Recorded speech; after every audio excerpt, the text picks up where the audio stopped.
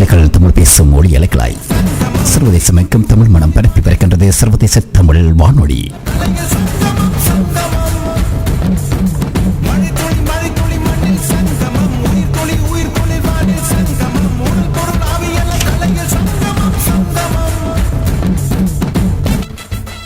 கலைக நேரம் சரியாக 9:02.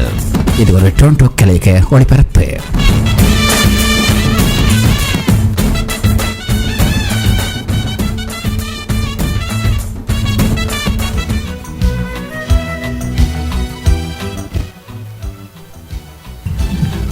காற்றலைகளில் பெட்டகம் நிகழ்வு அரங்கேற காத்திருக்கின்றது. நண்பர்களே,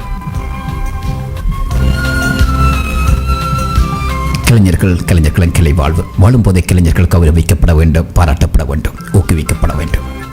அவர்களுக்கிடையே கலைகள் எப்படி உட்புகுந்து கொண்டன என்ற அடிப்படையில் சமூக பணிகளில் ஈடுபடுபவர்கள் அவர்கள் எப்படி சமூக பணியாளர்களாக மாற்றப்பட்டார்கள், வகையான உணர்வுகள் அவர்களை ஊக்குவித்தன.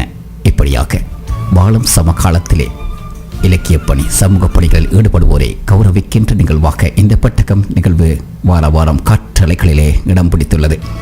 அந்த வகையிலே இன்றைய காற்றலைகளிலே உங்களுக்கு மிக அறிமுகமான ஒரு அறிந்த முகம், அண்மை காலத்திலே பரபரப்பாக அவருடைய நகர்வுகள் மக்கள் மத்தியிலே நகர்ந்து கொண்டிருந்தது. அந்த அடிப்படையிலே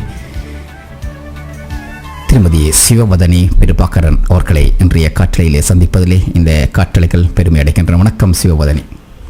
வணக்கம். வணக்கம் ஐடிஆர் நேயர்களே. ஆமாம், அண்மை காலங்களிலே குறிப்பாக சொல்ல போனால் தேர்தல் காலங்களிலே உங்களுடைய அனைத்து நகர்வுகளும், உங்களுடைய உணர்வுகள், உங்களுடைய கொள்கைகள் எல்லாம் மக்களிடையே நாளுக்கு நாள் நிமிடத்துக்கு நிமிடம் சென்று கொண்டிருந்தது. அந்த வகையிலே மிகவும் ஒரு பரபரப்பாக அண்மை காலங்களிலே பேசப்பட்ட உங்களுடைய உணர்வுகள் உள்வாங்கிய நீங்கள் நடந்து வந்த பாதை, நீங்கள் சந்தித்த மனிதர்கள், உங்களுடைய குழந்தை பிள்ளை பருவம், அதனைத் தொடர்ந்து நீங்கள் எந்தெந்த காட்சிகளை, எந்தெந்த பாதையிலே நடந்து வந்தீர்கள், எந்தெந்த வழிகளை சந்தித்தீர்கள், எந்தெந்த உணர்வுகளை உள்வாங்கிக் கொண்டு இன்று இந்த நிலையிலே இருக்கிறீர்கள் என்பதை சற்று உள்ளார்த்தமாக நாங்கள் ஆராயும் நிகழ்வாக இன்றைய ஒரு பெட்டகம் நிகழ்ச்சி அமைந்திருக்கின்றது. அந்த வகையிலே இன்று நீங்கள் கலந்து சிறப்பிப்பதில் உண்மையிலே பெருமை அடைக்கின்றோம். அந்த வகையிலே இன்றைய இந்த கலைஞர் பெட்டக நிகழ்ச்சியிலே நீங்கள் கலந்து சிறப்பிக்கும் பொழுது உங்கள் மன உணர்வுகள் அப்படி இருக்கின்றன? உண்மையில் அதாவது ஒன்றை நான் மதிக்கின்றேன், பெருமதிப்புக்கு எனக்குள் எழுகின்றது. வாழும் போதே கலைஞர்களை போற்ற வேண்டும், அவர்களை ஊக்குவிக்க வேண்டும். அவர்களை நாங்கள் அவருடைய மறைவின் பின்பு போற்றுவதில் எந்த பலனும் இல்லை. உண்மையில் பாரதி கூட வாழும் பொழுது கல்லால் அடிக்கப்பட்டவர், தள்ளி வைக்கப்பட்டவர். ஆனால் அப்படி மட்டுமல்லாமல் சாக்ரட்டிஸ் கூட விமர்சிக்கப்பட்டவர், திறனாய்வு செய்யப்பட்டவர், மிக கொடூரமாக வஞ்சிக்கப்பட்ட சமூகத்தில் இருந்து சாதனையாளர்கள் வாழ்ந்த பின்பு, அவர்களுடைய மறைவின் பின்புதான் இந்த உலகம் அவர்களை போற்றியிருக்கின்றது. எனவே இந்த பெட்டகம் நிகழ்ச்சியோ உண்மையிலேயே ஒரு உயர்வான ஒரு நிகழ்வாக நான் பார்க்கின்றேன். அதனை முன்னெடுக்கின்ற இந்த வானொலிக்கும் உங்களுக்கும் முதற்கண் எனது பாராட்டுக்கள். உண்மையில் இருந்து இன்று நாங்கள் உங்களோட பேசிக்கொண்ட அந்த நிமிடத்தில் இந்த நிகழ்ச்சி பற்றி நீங்கள் கூறிய பொழுது என்னை பற்றி சொல்வதற்கு என்ன இருக்கின்றது என்றால், ஆனால் நீங்கள் ஒரு ஓடை போல் அந்த வாழ்வியலை எப்படி நாங்கள் ஊன்றி பார்க்க வேண்டும் என்று ஒரு கற்றுக் கொடுத்தீர்கள். உண்மையில் அது நான் என்னுடைய கடந்த காலங்களிலிருந்து, குழந்தை பருவத்திலிருந்து அப்படி நடந்து வந்தது போல் ஒரு இருந்தது. அது உண்மையில் ஒரு இனிமையான ஒரு அனுபவமாக நான் பார்க்கிறேன். உண்மையிலே அந்த ஓடையில் இப்பொழுது பயணிக்க போகிறோம். ஆமாம், எப்பொழுதுமே நாங்கள் ஒரு மக்கள் மத்தியிலே ஒரு பணியாளராக, சேவையாளராக, ஒரு கலைஞராக, ஒரு நாடக கலைஞராக இப்படியாக அடுக்கிக் கொண்டே செல்லலாம். இன்று எல்லாம் ஒரு மக்கள் மத்தியிலே சேவை பணியாற்றுகின்றவர்கள், அவர்கள் நடந்து வந்த பாதைகள், அவர்கள் எப்படி இந்த நிலைக்கு உருவாக்கப்பட்டார்கள், அவர்கள் நடந்து வந்த பாதை, அவர்களை பெற்றெடுத்தவர்கள், அவர்களோடு பயணித்தவர்களோடு படித்தவர்கள், அவர்களுக்கு படிப்பித்தவர்கள், இவர்களால் தான் இவர்கள் செதுக்கப்பட்டிருக்கிறார்கள். ஆகவே அவர்களை அதனை மீளாய்வு செய்து பார்ப்பதிலே ஒரு மனதுக்கு ஒரு இனிமையும் ஒரு சந்தோஷமான உணர்வையும் ஏற்படுத்தும் என்றபடியினால் இந்த பெட்டக நிகழ்ச்சி காற்றலைகளிலே இடம் பிடித்துள்ளது. அந்த வகையிலே எப்பொழுதுமே மண்ணுக்கு முதலிடத்தை நாங்கள் எப்பொழுதுமே கொடுப்போம். அந்த வகையிலே உங்களை பெற்றெடுத்த மண், அந்த மண்ணின் கிராமம், அந்த மண் எந்த இடத்தை நீங்கள் புறப்படமாக கொண்டீர்கள், வளர்ப்படமாக கொண்டீர்கள், அந்த மண்ணுக்கும் உங்களுக்கும் உள்ள சிறப்பான தொடர்புகள் அவற்றினை எமது நேயர்களுக்கு முதலிலே எடுத்து வாருங்களேன். ஆமாம், நான் தமிழகத்தின் வட பகுதியில் இருக்கின்ற ஒரு கிராமம் சோழியபுரம் என்று அழைக்கப்படுகின்ற சுழிபுரம் என்று கூறப்படுகின்ற கிராமத்தைச் சேர்ந்தவர். எனது தந்தையார் சுழிபுரத்தைச் சேர்ந்தவர். எனது தாயார் மாவட்டபுரத்தை, அதாவது வரலாற்று புகழ்மிக்க ஒரு கிராமம், அதுவும் ஒரு கிராமம், ஆனால் பின்னால் நகரமயமாக்கப்பட்ட ஒரு கிராமம். எனது நினைவுகள் முழுவதிலும் இன்னமும் அந்த புழுதி மண் வாசமாக படிந்திருக்கின்றது சோழியபுரம் என்று அழைக்கப்படுகின்ற எங்கள் சுழிபுரம். அதற்கும் வரலாற்று சிறப்புகள் பல இருக்கின்றன. அந்த காக்கை பள்ளு பாடிய அந்த பாடல்கள், பராலயம் பதிய பாடல்கள், இப்படி பல நினைவுகள். அந்த புழுதிமண் வாசம் என்ற முற்றுமுழுதான கிராமம். அங்கே தார் வீதி கூட பின்னாளில், மின்சாரம் கூட பின்னாளில் வந்தது எனது நினைவு தெரிந்த காலங்களில். எனவே அந்த ஊர் கூடி நிலவொளியில் நாங்கள் இருந்து பேசிய அந்த கிராமத்தைச் சேர்ந்தவள். அங்குதான் எனது முதலாவது நான் கவிதை உலகை கண்டேன் என்றுதான் நான் கூற வேண்டும். ஏனென்றால் ஒவ்வொரு உணர்வுகளுள்ளும் என்னை பெற்றோர்கள், அவர்களுடைய உறவுகள் இப்படியாக ஒரு கவிதை வாழ்வை வாழ்ந்த அந்த இன்றைய குழந்தைகளுக்கு இந்த புலம்பெயர் தேசங்களில் அந்த கவிதை வாழ்வு இல்லை. அந்த அழகியல் வாழ்வோடு எனது வாழ்வு பிறப்பு ஆரம்பிக்கப்படுகின்றது. யாழ்ப்பாணத்தில் எனது அதாவது நினைவில் வைத்தியசாலையில் தான் பிறந்தேன்.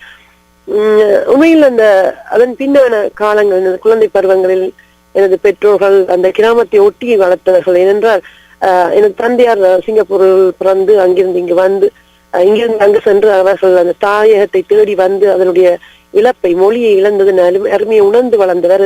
அதனாலேயே அவருக்கு அந்த ஆங்கிலம் தவிர தமிழ் தெரியாமல் வந்ததினாலேயே அவருக்கு தமிழ் ஒன்றால் அவ்வளவு ஒரு வெறி என்று கூறலாம். எனவே கட்டாயம் வீட்டில் தமிழ் தான் பேச வேண்டும், ஒரு சொல் கூட ஆங்கிலம் கலக்காமல் பேச வேண்டும் என்பதை கடுமையாக இருந்தவர்.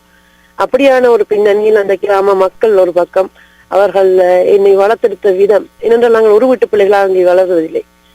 கிராமம் என்ற அந்த பின்னணியில் நாங்கள் எங்களிடம், அதாவது நீங்கள் சுத்தம் என்று பார்க்கின்ற போது அகச்சுத்தம் அங்கே நிறைய இருந்தது. நாங்கள் புழுதியோடு எப்பொழுதும் வழிந்தொழுகியபடிதான் இருப்போம். அந்த அழகுதான் எங்களுக்கு நிறைய கவிதைகளை கற்றுக் கொடுத்தது, நிறைய வாழ்வியல் தத்துவங்களை கற்றுக் கொடுத்தது, வாழ வேண்டிய ஒரு ஊர் கூடி வாழ்வது எப்படி என்ற அந்த சிறப்புகளை கற்றுக் கொடுத்தது. அந்த வாழ்வியல் நினைவுகளை நினைக்கின்ற பொழுது அந்த குழந்தை பருவத்தின் நினைவுகள், எனது நண்பர்கள், உறவுகள் இன்று எங்கெங்கோ தொலைதூரங்களில் எங்கெங்கோ தேசங்களில் அவர்கள் இன்று தூக்கி வீசப்பட்டு விட்டார்கள். சில வேளைகளில் நாங்கள் தொடர்பு இழந்து விட்டோம், உறவுகளை இழந்து விட்டோம் என்றும் கூறலாம். மீண்டும் அந்த கிராமங்கள் செல்கின்ற போது அதனுடைய கிராமிய அழகை அது தொலைத்து இருக்கின்ற அந்த அவலங்கள், அங்கிருக்கின்ற உறவுகள் கூட ஒரு மூத்தோர்கள் மட்டும்தான் இன்று இருக்கின்றார்கள். அங்கு இருக்கின்ற இளையவர்கள், என்னோடு படித்தவர்கள் எல்லோவற்றையும் நாங்கள் தொலைத்து விட்டுதான் இந்த தேசத்தில் வாழ்கின்றோம் என்கின்ற பொழுது அந்த கவிதை வாழ்வின் அந்த அழகிய நிலா காலத்தை நாங்கள் தொலைத்திருக்கின்றோம் என்பது ஒரு விளக்கம்தான். உண்மையிலே இந்த உங்களுடைய பிறப்பு, இந்த பிறப்போடு ஒன்றிய அந்த மண் வாழ்வு, அந்த மண் வாழ்வோடு ஒன்றிய உங்களுடைய சமுதாய கட்டமைப்பு, ஒரு நிலா காலத்திலே அப்படியே அந்த கவிதை வாழ்வினுள்ளே நீங்கள் வாழ்ந்த அந்த சிறு பிராயமே உங்களுக்கிடையே அந்த உணர்வையும் ஊட்டி வளர்த்திருக்கின்றது. அந்த வகையிலே உங்களுடைய இன்றைய நிலை அதற்கு சான்றாக அமைந்து கொண்டிருக்கின்றது. அதே வேளையிலே இன்று ஒரு பெருமைக்குரிய, எல்லோருக்குமே ஒரு தெரிந்த ஒரு பிரபலமாக, அறிமுகமே தேவையில்லாத ஒரு அறிந்த முகமாக இருக்கின்ற நீங்கள், அந்த உங்களை பெற்றெடுத்த அந்த பெருமை மிகு அப்பா அம்மா அவர்களுடைய சிறப்பான குண இயல்புகள், உங்களோடு புறப்படுத்த உங்கள் சகோதரர்கள், அவர்களை பற்றியும் சற்று கூறுங்களேன். நான் எனது பெற்றோர்களுக்கு நான் ஒரு மூத்த மகளாக, எனக்கு பிறகு ஒரு தம்பி, இப்படித்தான் சிறிய குடும்பம் என்று நான் வாழ்ந்த நினைவுகள் இல்லை. ஏனென்றால் எங்கள் வீட்டில் எப்பொழுதுமே எங்களுடைய பெரியப்பா பிள்ளைகள் அல்லது உறவுக்கார பிள்ளைகள், எப்படி எங்கள் அப்பாவுக்கு நிறைய பிள்ளைகள், அதுதான் உண்மை. அந்த ஊர்களில் இருக்கின்ற பல பிள்ளைகள் எங்கள் அப்பாவின் பிள்ளைகள், அம்மாவின் பிள்ளைகள். வீட்டில் எந்த நேரமும் அதான் சொல்லுங்கள், எங்கள் அம்மாவுக்கு அப்பப்போது சலித்து வருகின்ற பொழுது சொல்லுவார் அண்ணன் சத்திரம் என்று. ஆனால் அப்படி அவர் சலித்துக் கொண்டதில்லை. ஏனென்றால் அத்தனை பேருக்கும் அவர் தனியாகவே சமைப்பார், அதில் அவருக்கு ஒரு விருப்பம். இப்படியாக எங்கள் வீட்டில் எந்த நேரமே உறவுகள் கூடியிருப்பார்கள். இது பின்னாளில் நாங்கள் தென்னிலங்கையில் வந்து எங்களுடைய வேலை நிமித்தம் என்னுடைய தந்தையார் ஒரு கணக்காளராக இருந்தார், என்னுடைய தாயார் ஒரு ஆசிரியராக இருந்தார், தமிழ் பண்டிதர், சைவ புலவராக இருந்தார். அவர் அதிகமாக பேசுபவர் கிடையாது. ஆனால் அவருடைய வாழ்வியல் ஒழுக்கம், மேன்மையான சிந்தனைகள், மனித உணர்வுகளை மதிக்கின்ற பண்பு, இவையெல்லாம் அவருள் இருக்கின்ற ஒரு உறங்கி கிடக்கின்ற ஒரு அமைதியான போக்கில் அவர் செயல்பட இத்தனை ஒரு 100 பேர் வந்தாலும் சமைத்து போடுகின்ற அத்தனை பெருமை இல்லாத ஒரு தன்னடக்கமான ஒருவர். என்னுடைய முதல் ஆசிரியர் எனக்கு தமிழ் கற்பிப்பவர் அவர் தான் எப்பொழுதுமே. மற்றது என்னுடைய அப்பாவை கூற வேண்டும் என்றால் அவர் நான் கூறியது போல் மொழி இழந்த தமிழர் அவர். அதனாலேயே தமிழில் அவருக்கு உயிர். அதனாலேயே அவர் தமிழ் பணிகள் பலவற்றை ஆற்றியவர். தொண்டராக, பின்னாளில் அரசியலில் பல பணிகளை ஆற்றியவர். அவர் தென்னிலங்கையில் அவர் இருக்கின்ற பொழுது அவருடைய ஒவ்வொரு நாள் போராட்டத்திலும் உங்களுக்கு தெரியும், நாங்கள் ஒரு இன பாகுபாடு உள்ள ஒரு தென்னிலங்கை சமூகத்தில் வாழ்கின்ற பொழுது பல்வேறு இன அழிப்பு நடவடிக்கைகள் வந்த பொழுது கூட அவர் ஒரு வீரராக பதிவானவர். ஏனென்றால் அந்த தன்னுடைய எதிர்ப்பை தன்னுடைய ஒரு தனிமனித வாழ்வில் அவ்வப்போது காட்டிக்கொண்டவர். தான் தமிழன் என்பதை அடையாளப்படுத்தி அதனாலேயே பல உயிர் அச்சுறுத்தல்களுக்கு உள்ளானவர். அங்கிருந்து அவரிடம் நான் வீரத்துக்கு எப்பொழுதுமே என்னுடைய முதலாவது ஹீரோ என்று சொல்லப்படுகின்ற கதாநாயகனாக என் தந்தை இருக்கிறார். அவருடைய மிடுக்கு, வீரம். அவர் சொல்வார், நாங்கள் உயிரோடு இருக்கும் பொழுது மரணம் வருவதில்லை, மரணம் வரும் பொழுது நாங்கள் உயிரோடு இருப்பதில்லை. எனவே அச்சம் என்பது எவருக்குமே இருக்கக்கூடாது, குறிப்பாக பெண்களுக்கு இருக்கக்கூடாது என்று பார்ப்பேன். என்னுடைய தந்தை என்னிடம் சொல்வார், நான் உனக்கு எல்லாம் கல்யாணம் கட்டுக்க போகும் பொழுது சீதனமாக பணம் எல்லாம் தரப்போவதில்லை, உனக்கு கல்வியையும் உனக்கு தன்னம்பிக்கையும் உனக்கு மிடுக்கையும் வீரத்தையும் தருவேன், நீ வாழ வேண்டும். அதே போல்தான் அவர் பின்னாளில் என்னை 18 வயதில் அந்த நாட்டை விட்டு தனியாக அனுப்பி வைத்தார் இந்த நாட்டுக்கு. அப்பொழுது அந்த துணிவின் ஆற்றல், நான் உண்மையில் என்னுடைய அம்மாவை இறுக கட்டிப்பிடித்து படுகின்ற ஒரு சிறு பறவை போல்தான் வாழ்ந்தவள். அந்த வகையில் அம்மாவென்றால் எனக்கு உயிர். அப்படி இருந்த நான் பின்னாளில் இங்கு வந்த பொழுது ரொம்ப மிகவும் முழங்கினேன். அப்பொழுதெல்லாம் எனக்கு அந்த அப்பாவினுடைய தன்னம்பிக்கை தான் எனக்கு அந்த புதிய வானில் என்னை நான் இந்த நிலைநிறுத்தி தன்னம்பிக்கையோட பயணிப்பதற்கு கற்றுக் கொடுத்தேன். எனவே அந்த என் தந்தை எனக்கு எதை கொடுத்தார் என்று பார்க்கின்ற பொழுது இன்றளவும் அதுதான் எனக்கு மீண்டும் ஏனென்றால் அம்மாவிடம் இருந்த அன்பை கற்றுக்கொண்ட நான் என் தந்தையிடமிருந்து வீரம், துணிச்சல், தன்னம்பிக்கை என பலவற்றை கற்றுக்கொண்டேன் என்பது பின்னால் தான் தெரிந்தது. உண்மையிலேயே அவர் சரிசமமாக வைத்து வாதாடுவார். அது குழந்தை வயதில் அவருடைய முரட்டுத்தன்மையை எங்களுக்கு ஊட்டுவார். அது அதாவது சொல்வார்கள், கொள்கைவாதிகளாக எப்படி வாழ்வது என்பதை ஒரு சின்ன வயதிலேயே எங்களுக்கு சரிசமமாக விவாதிப்பார்கள். அம்மாவை பேசுவார், என்ன சின்ன பிள்ளைகளை வைத்துக் கொண்டு இப்படி எல்லாம் நீங்கள் சரிசமமாக விவாதிக்கிறீர்கள், விட்டுவிடுங்கள் அவர்களை என்று. அவர் பின்னால் நான் எடுத்துக் கொடுத்த அந்த ஒவ்வொரு கருத்துக்களையும் அவர் ஊன்றி பாராட்டி, நாங்கள் உறங்குவது போல் நடித்துக் கொண்டிருப்போம், ஆனால் அவர்கள் பேசிக்கொள்வார்கள், இப்படி எல்லாம் பேசினாள் என்று தட்டி கொடுப்பார். அது பின்னாளில் அவருடைய முதுமை காலங்களில் இன்னும் இயல்பாக, அழகாக, அன்பாக தட்டி கொடுப்பார். இளைய வயதில் ஒரு முரட்டு அப்பாவாக இருப்பார். உண்மையிலே உங்களுடைய அப்பா அம்மா அவர்களுடைய வளர்ப்பு, அவர்கள் எப்படியெல்லாம் உங்களை அறிவினை ஊட்டி வளர்த்திருக்கிறார்கள் என்பதை உங்களுடைய நகர்வுகளிலே பார்க்கும் பொழுதே தெரிகின்றது. அதே வேளையிலே உங்களுக்கு அதாவது அவர்கள் இருவருமே சேர்ந்து கற்றுக் கொடுத்த ஒன்று பொதுமை சிந்தனை. உலகியலில் நாங்கள் அனைத்தவர்கள் எங்களுக்கு முதல் அடுத்தவர்களை முன்னிறுத்தி பார்க்க வேண்டும் என்பதை கற்றுக் கொடுத்த ஒரு உயர்ந்த பெற்றோராக நான் அவர்களை பார்க்கின்றேன். அவர்களுடைய எளிமையான உதாரணமாக இப்ப சும்மா கூறலாம், இப்பொழுது எங்களுக்கு ஒரு மிகவும் ஒரு நடுத்தர வர்க்கத்தில் நாங்கள் வாழ்ந்தோம். எங்களுடைய பொருளாதார சூழல் அப்படி ஒரு பழுவான சூழல். ஆனால் தாயகத்தில், அதாவது எங்களுடைய தமிழகத்தில் அங்கே சொத்துக்கள் அப்படி எல்லாம் இருந்தாலும் இங்கே இருக்கின்ற அந்த தென்னிலங்கையில் எங்களுடைய வாழ்வியல் போராட்டத்தில் எங்களுக்கு எதை கிடைத்தாலும் அதை பத்திரப்படுத்தி ஊருக்கு போகும்போது கொண்டு போவோம் என்று சொல்வார்கள். இப்படியாக அந்த ஈகை, விருந்தோம்பல், பொதுமை சிந்தனை இவற்றையெல்லாம் அவர்கள் ஊட்டி வளர்த்தார்கள் என்பதை இன்றும் நான் பெருமையாக நினைக்கின்றேன். அந்த வகையிலே உங்களுடைய அனைத்து நகர்குல உண்மை காலங்களிலே பார்க்கும் பொழுது உங்களையே அர்ப்பணித்து மக்களுக்கு சேவை செய்கின்ற, உங்களுடைய வருத்தி அந்த மக்களுக்கு சேவை செய்கின்ற அந்த பல நடைமுறைகளை, பல நகர்வுகளை பார்த்திருக்கின்றோம். அதே வழியிலே உங்களுக்கு தெரியும் போது இந்த பாடசாலை வாழ்க்கை என்றால் எப்பொழுதுமே நாங்கள் எந்த உயரத்தில் இருந்தாலும் எந்த நாட்டில் இருந்தாலும் அந்த பசுமையான வாழ்க்கை எங்கள் மனதிலே பதியப்பட்டிருக்கும் அந்த நிகழ்வுகள். அந்த அடிப்படையிலே உங்கள் ஆரம்ப கால வாழ்க்கையை நீங்கள் சொல்லுங்கள். உங்கள் சிறிய வயதிலே 1ஆம் வகுப்பு 2ஆம் வகுப்பு படித்த காலங்கள் எப்பொழுதுமே ஞாபகத்தில் இருக்கும். அந்த வயசிலே சின்ன குழந்தைகளாக நீங்கள் ஓடித்திரிந்த அந்த புழுதி பறக்க ஓடித்திரிந்த அந்த காலங்களிலே உங்கள் சின்ன நண்பிகளோடு நீங்கள் சின்னனாக இருந்து விளையாடிய விளையாட்டுக்கள், அதனைத் தொடர்ந்து நீங்கள் படித்த பாடசாலைகள், அந்த பாடசாலையிலே மறக்க முடியாத ஆசிரியர்கள், நண்பர்கள், சம்பவங்கள் இப்படியாக அடுக்கிக் கொண்டே செல்லலாம். அவற்றினை நினைவுபடுத்தி எமது காற்றலைக்கு சற்று கொண்டு வாருங்களேன். ஆமாம், என்னுடைய குழந்தை பருவத்திலேயே எனக்கு அந்த நிலாச்சோறு ஊட்டுகின்ற கல்வியில் இருந்து, அதாவது நான் கூறியது போல் பல பிள்ளைகளோட எங்களுடைய ஏதோ ஒரு தாய், அந்த ஊரில் ஒரு தாய் எங்களுக்கு ஊட்டுகின்ற பொழுது நாங்கள் பல கல்வியை கற்றிருக்கின்றோம். அதனுடைய ஆரம்ப கால கல்வியாக பார்த்திருக்கோம். அதே போல் வயலோர வரப்புகளில் நாங்கள் ஓடி திரிந்து அந்த சேற்றுகளுக்குள் ஓடி விளையாடுகின்ற பொழுது நான் அந்த இயற்கையின் கல்வியை கற்றிருக்கின்றேன். ஊருக்குள் வாழ்கின்ற அந்த ஒவ்வொரு விடயங்களிலும் நாங்கள் அந்த சுமைதாங்கி கல்லில் இருந்து அந்த சொல்வார்கள் ஒவ்வொரு விடயத்தில் இருந்தும் அந்த பனைமரத்தில் இருந்து கூட அதனுடைய நெடிதோங்கிய அதனுடைய பயன் தருகின்ற அத்தனை விடயங்கள் அந்த பாலிய பருவத்திலேயே அந்த இயற்கையிடம் நாங்கள் இருந்து கற்றுக்கொண்ட ஒரு கிராமத்து கல்வியின் உயர்வை நான் பெற்றவள். அதன் பின்பு அங்கிருந்து பிடுங்கி வீசப்பட்டது போல் ரொம்ப மிகவும் கவலையாக இருந்தது. என் தாயார் ஒரு ஆசிரியர் என்ற வகையில் தொடர்ச்சியாக என்னுடைய பாலிய பருவத்தில் இருந்து நான் அங்கு 1ஆம் வகுப்புக்கு தென்னிலங்கை செல்ல வேண்டிய ஒரு தேவை வந்தது.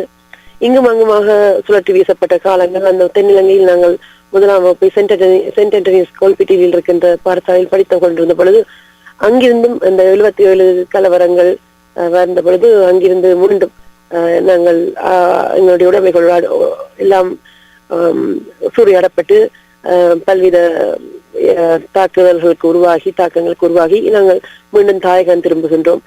பின்பு அங்கிருந்து ஜப்னா காலேஜ் என்று அழைக்கப்படுகிற யாழ்ப்பாண கல்லூரியில் நான் கல்வி கற்கின்றேன். அங்கிருந்து மீண்டும் அது ஒரு சில காலம் மீண்டும் நாங்கள் இங்கே தென்னிலங்கை வருகின்றோம். அங்கே என்னுடைய ஹாலி ஃபேமிலி கான்வென்ட்டில் கல்வி கற்கின்றேன். பம்ளப்பட்டியில் இருக்கின்றது. அங்கே இப்படி கற்கின்ற பொழுது மீண்டும் 83 கலவரம். இந்த கலவரம் என்று சொல்வதை நான் விரும்புவதில்லை. ஏனென்றால் நாங்கள் தமிழர்கள் அடிக்க ஓடியவர்கள். எனவே அங்கே கலவரத்தை காணவில்லை, இன அழிப்பு, இன படுகொலையை தான் நான் கண்டிருக்கின்றேன். இவற்றுக்குள் பாதிக்கப்பட்ட அந்த நேரத்தில் தான் ஒரு பருவ வயது. எனவே எனக்கு அந்த நிறைய பாதிப்புகளை உருவாக்கியது. அதுவரை என்னுடைய நண்பிகள் எல்லாம் சிங்கள மக்கள் பலர் இருக்கின்றார்கள், சிங்கள நண்பிகள் இருக்கின்றார்கள். தென்னிலங்கையில் நான் என்னுடைய ஒரு வகையில் என்னுடைய தாயம் மாறி நினைத்திருந்த காலம் அதன் பின்புதான் புரிகிறது. அந்த லங்காஸ்ரீ கப்பலில் நான் செல்கின்ற பொழுதுதான் 14 நாட்கள் மாற்றாத உடையோடு மிகவும் துன்புறுத்தப்பட்ட நிலையில் செல்கின்ற பொழுதுதான் எனக்கு புரிந்தது, என்னுடைய தாயகம் அதுவல்ல, என்னுடைய தாயகம் என்பது தமிழீழம். அங்கே என்னுடைய இருகரம் நீட்டி வரவேற்ற அந்த உறவுகளை பார்க்கின்ற பொழுதுதான் என்னுடைய தாயகத்தின் உணர்வுகளை நான் முழுமையாக பெற்றேன். அதிலிருந்து எனக்குள் ஒரு விதமான ஒரு போராட்ட சிந்தை, எங்கள் தாயகம் எங்களுக்கு வேண்டும் என்ற, இதுதான் என்னுடைய தாயக நிலப்பரப்பு என்ற அந்த சிந்தை ஊன்றப்படுகிறது. எனவே அந்த காலங்களில் நான் மீண்டும் இந்த யூனியன் கல்லூரியில் சில காலம் தொழிற்பலையில் என்னுடைய தாயாரின் ஊரில் இருந்து படிக்கின்றேன். பின்பு அங்கிருந்து விடுதியில் தங்கி படிப்பதற்காக சுண்டுக்குழி மகளிர் கல்லூரிக்கு செல்லப்படுகின்றேன். இப்படியாக ஒவ்வொரு காலப்பகுதியிலும் எனக்குள் நிறைய நண்பிகள், எந்த பாடசாலைக்கு சென்றாலும் நிறைய நண்பிகள், நிறைய உறவுகள், ஒரு ஆசிரியர்களுக்கு பிடித்தமான ஒரு மாணவியாக, கல்வியில் சிறந்த ஒரு மாணவியாக, இன்னும் பல்துறைகள் எப்பொழுதும் மொழி சார்ந்த விடயங்கள், நாடகம், கலை சார்ந்த விடயங்கள், இப்படிவற்றில் ஒரு மேன்மையான ஒரு மாணவியாக முன்னெடுக்கப்பட்டு வருகின்ற காலங்களில் இடம் மாற்றப்படுவேன். இது ஒரு துன்பியலான விடயமாக இருக்கும். இப்படியாக நாங்கள், ஆனால் எனக்கு வனப்பான விடயங்கள், என்னுடைய நண்பிகள், தோழமைகள், ஒவ்வொரு குறும்புத்தனத்துக்கு எங்குமே குறைவில்லாத காலங்களில் என்னுடைய நண்பிகள் என்று சொல்லப்படுகின்ற பொழுது அவர்களும் காலப்போக்கில் என்னை போலவே தொழிலாட்டமாக மாறும். நாங்கள் படிக்கின்ற பொழுது மட்டும்தான் நல்ல பிள்ளைகளாக இருப்போம். அதனை தொடர்ந்து எங்களுக்குள் அந்த குறும்புகள் ஒட்டி கொண்டு விடும். இதனுடைய உச்சக்கட்டமான காலங்கள் என்று சொன்னால் சுண்டுக்குழி மகளிர் கல்லூரியில் நான் விடுதியில் இருந்த காலங்கள். உண்மையில் அவை ஒரு அழகான, மிக அழகானவை. அந்த வகையில் அந்த நாட்களில் நாங்கள் அந்த இளமை ஒரு காரணம், செய்த குறும்புகள், கற்ற கல்வி, தாயகம் நோக்கிய எங்கள் சிந்தனைகள், பணிகள், களவாக அந்த விடுதிக்கு தெரியாமல், பாடசாலைக்கு தெரியாமல், அதிபருக்கு தெரியாமல் வெளியேறி நாங்கள் தாய பணியாற்றிய காலங்கள், இப்படி பலவற்றை கூறலாம். அவற்றில் எல்லாவற்றிலும் ஒரு அழகு, குறும்பு தனம் இருக்கவே செய்யும். என்றால் தோழமைகள் சேர்ந்தால் அந்த சிறப்புக்கு குறைவில்லை. இன்னமும் சென்ட் ஜோன்ஸ் கல்லூரியில் அவர்களுடைய மாணவர்கள் அங்கே அவர்களுடன் விவாத அரங்குகள் பங்கேற்பது, ஏனென்றால் எங்களுக்கு அது சகோதர கல்லூரி. இப்படியாக பல விடயங்களை சொல்லலாம். அங்கே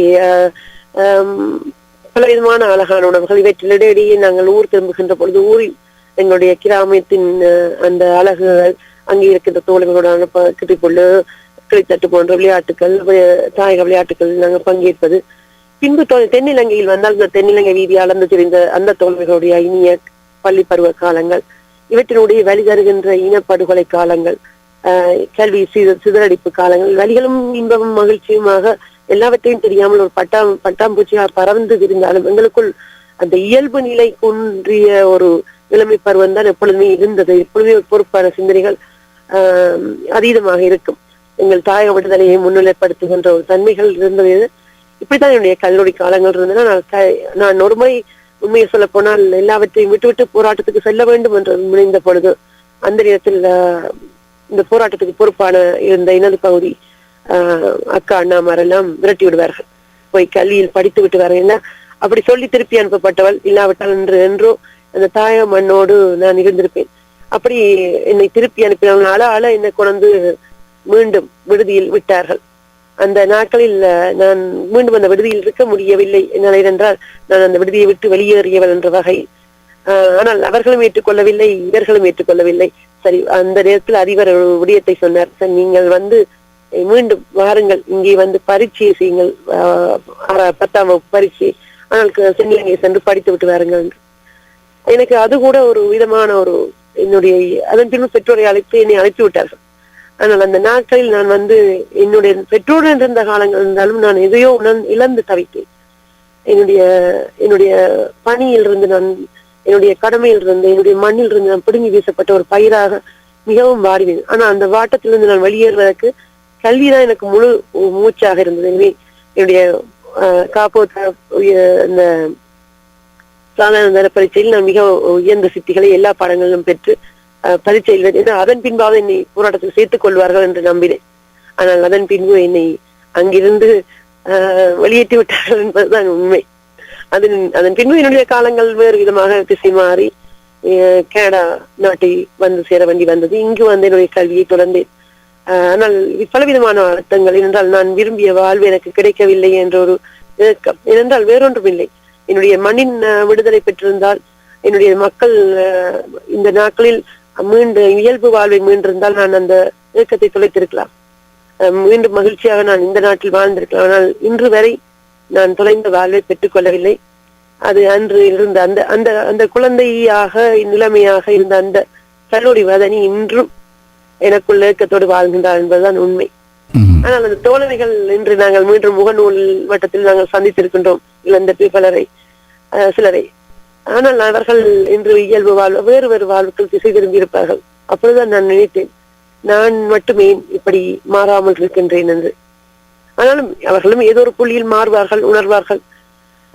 அந்த நட்பின் அன்பில் அவர்கள் என்னோடு பேசுகின்ற பொழுது அவர்களிடம் அந்த அன்பு பாசம் இருக்கிறது. ஆனால் எங்களுடைய கொள்கைகள் எல்லாம் திசை மாறி எங்கெங்கோ நாங்கள் தொலைந்து விட்டோம். இதுதான் உண்மையிலே உங்கள் மனதிலே பதிந்து கிடந்த அந்த பதுக்கி வைக்கப்பட்டிருந்த அந்த உணர்வு துளிகள் அப்படியே காற்றிலே விதைக்கப்பட்டு கொண்டிருக்கின்றன. உண்மையிலே நீங்கள் நடந்து வந்த பாதைகள், நீங்கள் சந்தித்த அந்த வாழ்வுகள், சந்தித்த சம்பவங்கள், நீங்கள் பெற்றுக்கொண்ட வழிகள், உணர்வு துளிகள் எல்லாவற்றையுமே ஒரு கவிதை துளிகள் போன்று அந்த தொடர் கவி துளிகளாக காற்றலையை நிரப்பிக் கொண்டிருக்கின்றது உங்களுடைய யதார்த்தமான அந்த வாழ்க்கை. அந்த வகையிலே உங்களுடைய புலம்பெயர்வு கனடாவை நோக்கி, அதே வேளையிலே உங்கள் கணவர், உங்கள் பிள்ளைகளை பற்றி சற்று கூறுங்களேன். உண்மையில் இதில் ஒரு நகைச்சுவை என்று சொல்வதா அல்லது வாழ்வின் சுவை என்பதா தெரியவில்லை. நான் குறிப்பிட்டேன், அந்த மண்ணில் இருந்து, எங்கள் தாய மண்ணில் இருந்து வெளியேற்றப்பட்டு நான் தென்னிலங்கையில் தொடர்ச்சியாக என்னுடைய மேற்படிப்பை படிக்கின்ற காலங்களில் அந்த கல்வியை கற்றுக்கொள்கிற போது எனக்கு வீட்டு காவலுக்கு என்னுடைய கணவர், அயல் வீட்டு நண்பர், என்னுடன் படித்தவர், அவரை காவலுக்கு வைக்கிறார்கள். அவர் இந்திய வம்சாவளி தமிழர். ஆனால் அவர்களுடைய வீட்டில் எல்லோருக்கும் விடுதலை புலிகள் என்றால் மிகவும் பிடிக்கும். தலைவர் பிரபாகரன் என்றால் மிகவும் பிடிக்கும்.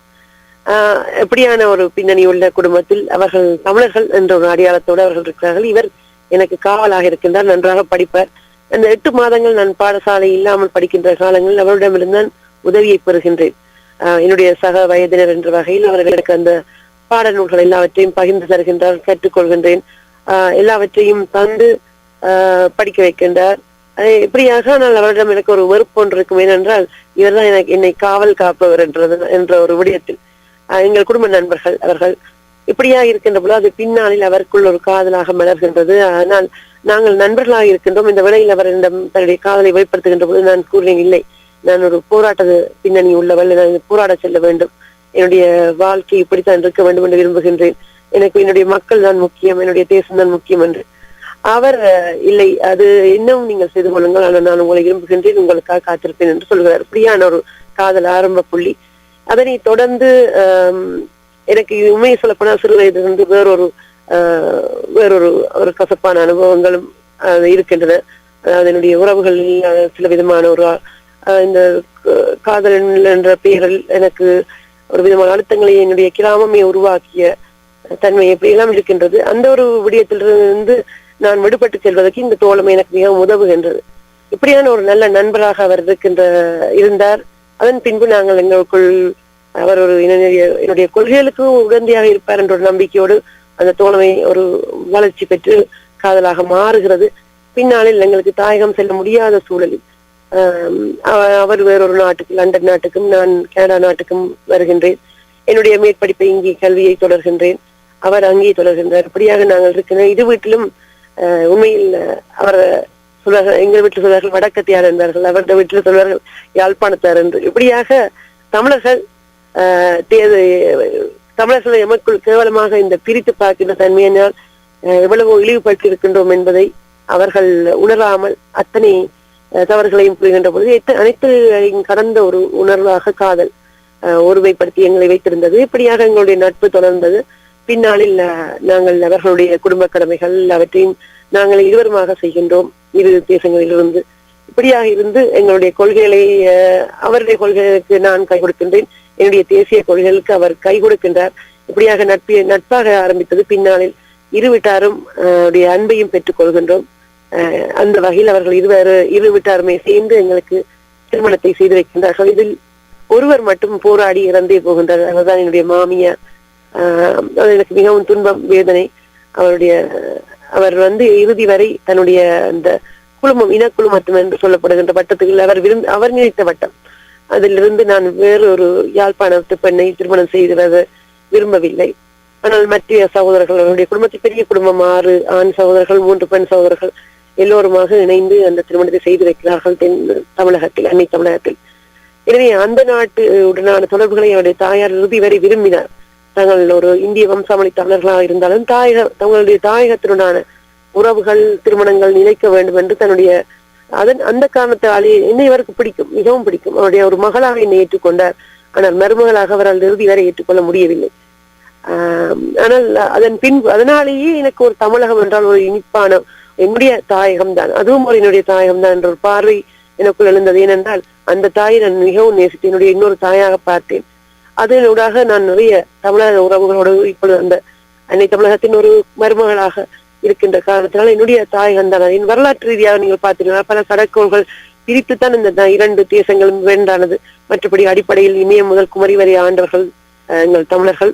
இதனை தமிழியல் வரலாற்றை பார்த்தீர்கள், நாங்கள் எல்லோரும் ஒரு குடும்பம் தான், ஒரு குடிமக்கள் தான். இந்த தெளிவை பெற்றுக் கொள்கின்றேன். இந்த எங்கள் குடும்பத்தில் இப்படியான இன்று எல்லோருமே மகிழ்ச்சியாக இருக்கின்றார்கள். எல்லா குடும்பமும் நாங்கள் மிகவும் மகிழ்ச்சியாக இருக்கின்றோம். என்னுடைய தம்பியார் எனக்கு ஒரு தோழராகவே எப்பொழுதும் இருந்திருக்கின்றனர். இப்பொழுது எனக்கு 2 பிள்ளைகள், இடையில் பல பிள்ளைகளை நான் இழந்திருக்கின்றேன். இந்த என்னுடைய 6 தினம் நான் கருச்சிதை கூற்றவர். அந்த காரணங்கள் உண்மையில் சொல்ல போனால் என்னுடைய தேசத்தின் மீதான அந்த அதீத பற்று எனக்கு பல தோல்விகளை, பல உணர்வுகளை, உளாழுத்தங்களை உருவாக்குகின்ற வேலைகளில் நான் பலவிதமான ஒரு கருச்சிதைகளுக்கு உள்ளாகி இருக்கின்றேன் என்பது உண்மை. ஆனால் இது என்னுடைய வாழ்வையும் பல சமயங்களில் ஆரம்ப காலங்களில் சிதைக்க ஆரம்பித்தது. ஏனென்றால் நான் முற்றுமுழுதாக அதே சிந்தனையோடு வாழ்ந்தவள். ஆனால் இன்று ஒரு தோழமையோடு மீண்டும் நாங்கள் கைகோத்தபடி பயணிக்கின்றோம். என்னுடைய பிள்ளைகளும் ஒரு முற்றுமுழுதான தமிழ் உணர்வாளர்களாக வர வேண்டும், இந்த மண்ணில் அந்த அடையாளங்களை கட்டி காக்க வேண்டும் என்ற முயற்சியோடு அவர்களை நான் வளர்த்து வருகின்றேன். அந்த வகையில் என்னுடைய பெரிய மகள், மூத்த மகள் அதே அடையாளங்களை சுமப்பவளாக இன உணர்வோடு வளர்கின்றார் என்பது மகிழ்ச்சி. சின்னவருக்கு இன்னும் காலங்கள் இருக்கின்றது. இதுதான் என்னுடைய குடும்பம் பற்றிய பார்வையா இருக்கிறது. உண்மையிலே அந்த எப்பொழுதுமே எமது தமிழர் என்ற அந்த அடையாளத்தை நாங்கள் இழந்துவிடக்கூடாது என்று சொன்னால் அடுத்த ஒரு சந்ததிகளுக்கு பரிமாற வேண்டும். அந்த வகையிலே எமது குழந்தைகளுக்கு விடுதலை உணர்வு, தமிழ் பற்று, தமிழ் உணர்வு, மான உணர்வு எல்லாவற்றையுமே நாங்கள் அவர்களுக்கு பரிமாற வேண்டும். அப்பொழுதுதான் எங்களுடைய இனப்பற்றும் எங்களுடைய மொழியும் எங்களுடைய அடையாளமும் அடுத்தடுத்த சந்ததிகளுக்கு பரிமாறப்பட்டு பாதுகாக்கப்படும். அந்த வகையிலே உங்களுடைய கூறுங்கள்.